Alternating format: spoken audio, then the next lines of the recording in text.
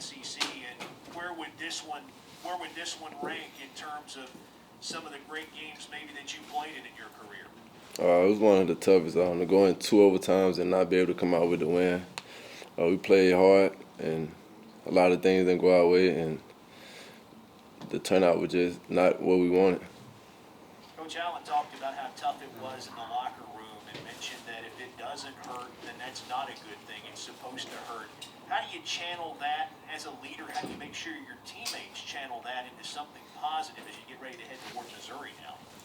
SEC play there back-to-back, so we can't hang our heads on Kentucky loss. We got to go back to the drawing board and get ready for Missouri Tuesday. What was it that Kentucky did defensively? It looked like they really tried to commit a lot of folks to you and to Iverson today and make it tough on you guys to get good looks. What was the toughest thing about competing against their guys? Just the level of talent they had, and that was like the main focus, me and Iverson. So we just had to make plays, try to make plays for others on the team. Thank you, DJ. We'll start with questions for the media with Joel Coleman, and then we'll go to Ned. And then after DJ's done, we'll have Iverson Molinar for you guys. DJ, I don't know, from up here watching it, it kind of seemed like there was definitely a shift in momentum, I guess, whenever Coach Calipari got a couple checks. And I think from that point on, I think Kentucky went on a 10-0 run from there, and it was just a fight the rest of the way. Yeah. On the floor, did you guys, feel that momentum shift a little bit whenever Coach Cal got thrown out of the game? It really did.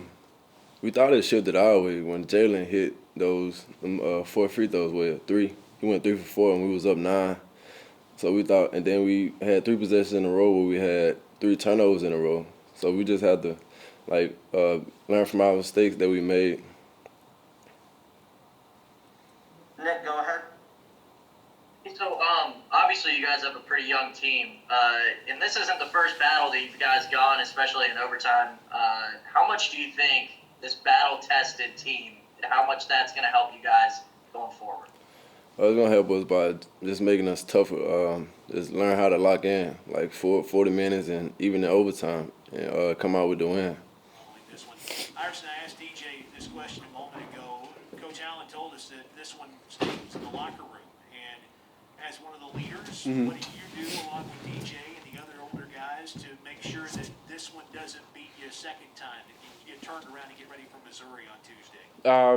Just communicating, tell them that, it's not over. We got a lot more games to go, and, it happens. You play as hard as you can, and, at the end, it just happens. So we just got to bounce back and be together as a team. What did Kentucky do defensively that made it tough for you and for DJ to try to get in the paint when you guys got screens set up today? I feel like they was, plugging a little more harder than other teams. It was to a point that, it looked like there was icing. But, it was just a little tough because they sent 2 players to defend us. So that's why I feel like it was a little harder in this game.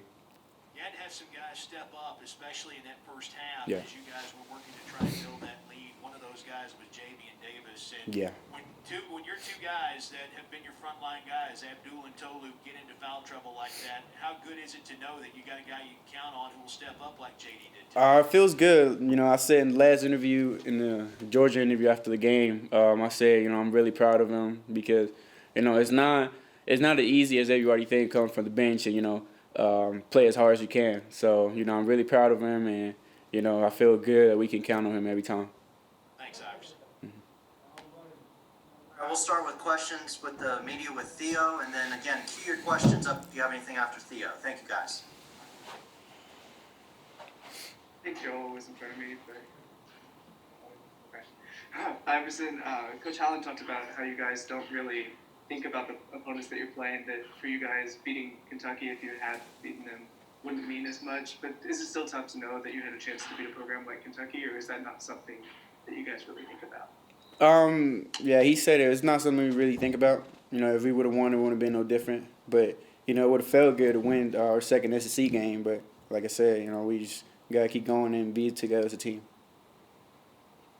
And we'll swing it over to Joel. Joel, go ahead.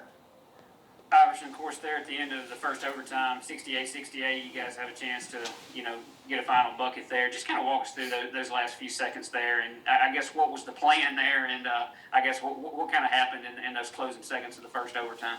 The plan was to get to the basket, but of course, I made some mistakes, and I will learn from it watching the video, and for the next game, whenever they do that again, I will, be able to execute better at the end. We'll swing it over to Nick. Go ahead, Nick. Yeah, I asked this question to DJ. You guys have been in some battles. This is just another one. How much is that going to help you guys going in? I mean, obviously, SEC play is, pretty tough. How much is this going to help you guys going forward? It's going to make it grow as a team. It's going to unite us a little bit more than we are right now. Kentucky's a really tough team, so I feel like, we will be fine in the SEC. So, I feel like, we coming together more and, having that advantage to play tough teams and knowing what it takes to win.